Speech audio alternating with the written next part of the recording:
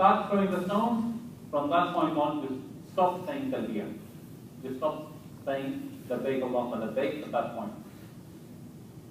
You cannot perform this stoning until after sunrise. Okay, after sunrise, you do this. I said after Fajr, but what I meant was after sunrise. Okay, you may delay afternoon, even up to the night, if you find difficulty in doing it before noon. Okay, the actual timing of this, or the best time for the Rami, is between sunrise and Dhuhr. This is the time. If you cannot do it up to Dhuhr, you can do it up to Maghrib, and especially for the week, they can do it even at night. They're allowed to do it. Animal sacrifice. Skip this step if you made tawqeef, which we are on slide 46.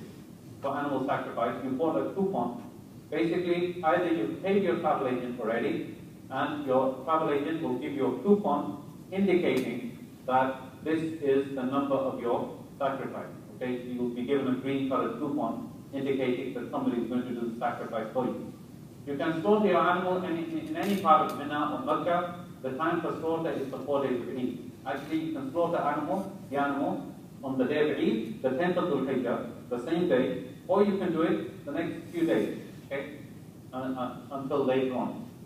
7 people may share in one camel or cow, and he who cannot afford a sacrificial animal should fast 3 days in Hajj, even the 3 days of Tashriq, and 7 when he returns to his family.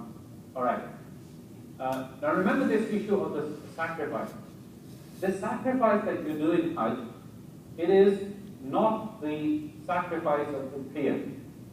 It is actually known as Dam Shukr. And you are doing that sacrifice. Why?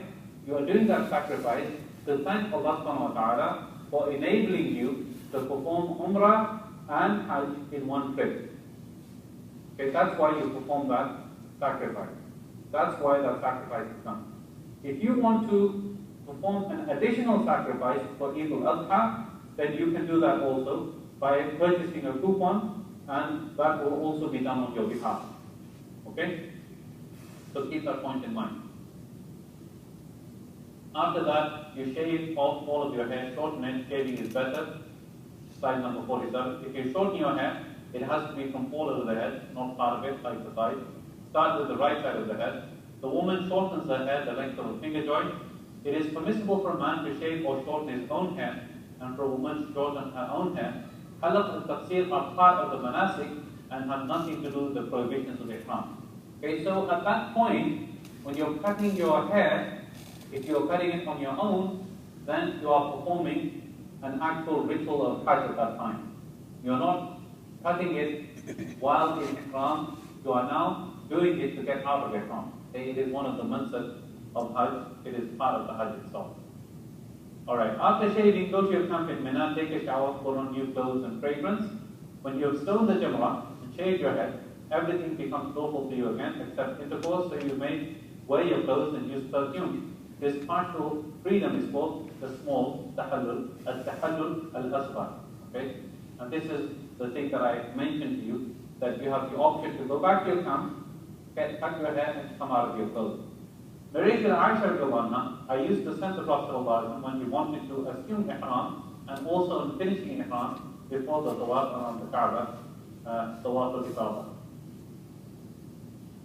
After that, you go for Tawaf al-Ifada, like I said. Then you go off that day to Mecca and make Tawaf al-Ifada in the same way as in the Tawaf of arrival, except in this case there is no Iqtiba or Ramal in this Tawaf. Okay? So there's going to be one of two situations.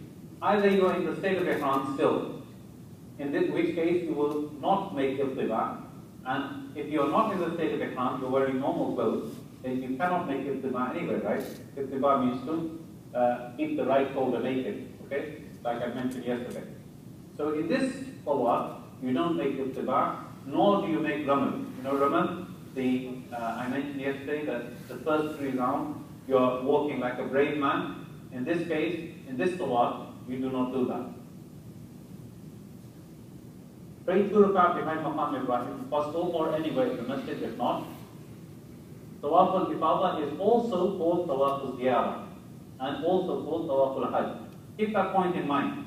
because a lot of people actually get mixed up. Okay, which one is tawaf al-ifada? Which is tawaf al-ziyarah? Which one? When do I do this tawaf?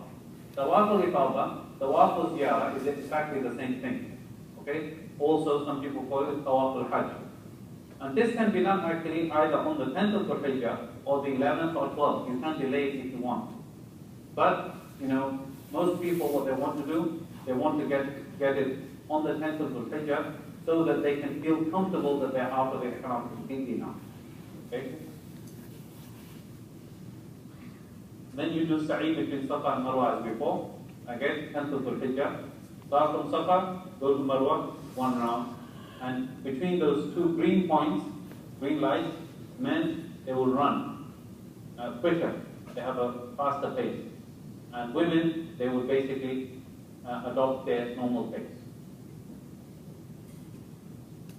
After Tawaf al-Ifada, you are in a state of complete tahallul. You are now out of all the restrictions of ihram, completely. Drink from Zamzam, then return to Mina. And like I said, you can walk back or take a taxi, whatever you want to do. Now the sequence of manasik, many people get hung up on this issue of the 10th of Dhul Hijjah, that, I did this before that, I did that before this. So, is it essential? The sunnah is this. The sunnah is that you first do Rami, then the sacrifice, then the cutting of the hair, then the tawaf al-ifada and sa'i. That's the sunnah method. But however, look at this hadith on page 52, slide 52. Narrated Abdullah ibn Umar, I saw the Prophet at the Jamrah, and the people were asking him questions. A man asked, O Messenger of Allah, I have slaughtered the hadi before doing the rami. I slaughtered the animal before doing the rami. The Prophet replied, do the rami now, and there is no harm. Okay? Redo the rami. He said, meaning that go and stone again, and there is no hurry. Another person asked, O Messenger of Allah, I got my head shaved before slaughtering the animal. The Prophet replied, do the slaughtering now, and there is no harm. So he told him to slaughter the animal again. He told him, slaughter the animal again, and he said, it's fine. So on that day, when the Prophet was asked about anything as regards the ceremonies of Hajj performed before or after its due time, his reply was, do it now, and there is no harm. So basically, if you go out of order, the main thing is that you should not go out of order between the cutting of the hair, slaughtering and cutting of the hair. First slaughter, then cutting of the hair. That is the most important part. If by accident the order gets messed up a little bit, it is fine and the Hajj is still valid. Okay, now after making Tawaf al-Ifada, Tawaf al-Ziyarah, you're going to be in Mina for the next 3 days. It's the 11th, 12th and 13th. Okay? And again, the attitude that people will have at this time is now the most difficult part of Hajj is over, now just relax. And that is kind of true to a point that the most difficult aspects of Hajj are now over, but still you are in the state of Hajj. There are 2 days of Hajj or 3 days of Hajj still left. So you make sure that in those 2 days, you're not wasting your time and talking and chatting and basically gossiping here and there. You try to make the best use of the time and spend that time wisely. And what you should do actually, what you should try to do, set a target for yourself. Target, for example, that I'm going to try to finish a whole Quran in these 5 days. And it's very, very possible. If you use the time wisely, you don't waste the time. It is very possible for you to finish one whole Quran. If you set that target in your mind, you will not waste time. So on the 11th, 12th, and 13th of Dhul Hijjah, the only thing that you're going to be doing in terms of the actions of Hajj is you're going to be stoning the 3 Jamarat. And if you're in the VIP tent, you're going to be very close, you're going to be done in 15 minutes, and you're going to be back in 10 seconds. If you're in the American tent, they're 45 minutes away, so there's a bit of a walk, 45 minutes there, 45 minutes back, it's going to take you a couple of hours. Alright, if you're in the VIP tent, You will go, and this is done between Dhuhr and Asr. Dhuhr and Maghrib is the most appropriate time to do it. Between Dhuhr and Maghrib, and again, if there's any weak person, you can do it on their behalf, and they can actually go later on during the night to do the Rami if they have difficulty walking, etc., they prefer to do their own Rami. Now, how are you going to do Rami on this day? There are 3 Jamarat, right? You're going to go up the escalators. They're all escalators, everybody's going to be going together. And there's going to be the 3 Jamarat.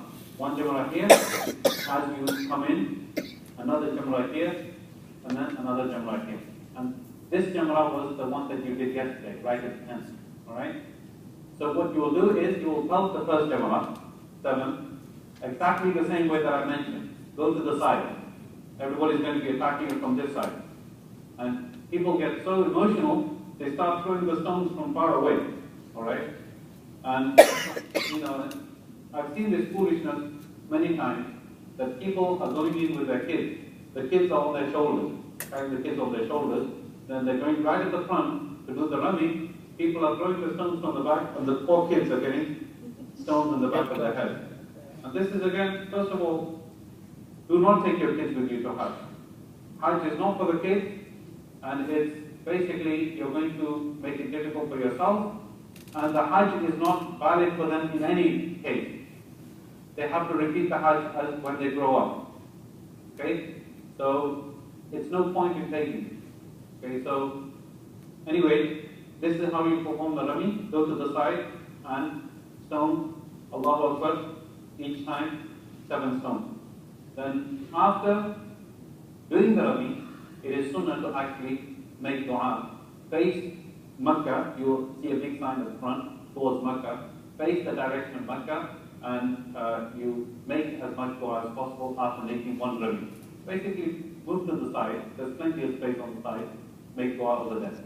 Then you proceed to the second Jama'ah, and again you do the same thing. Go to the side, do the 7 stones, and make plenty of dua again. And then after doing the third Rami, I believe it's not sunnah to make dua after that. Okay? You can recheck that, I think, but it's not sunnah after the third Jama'ah to make dua.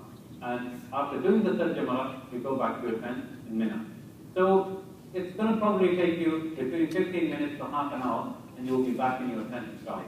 Alright?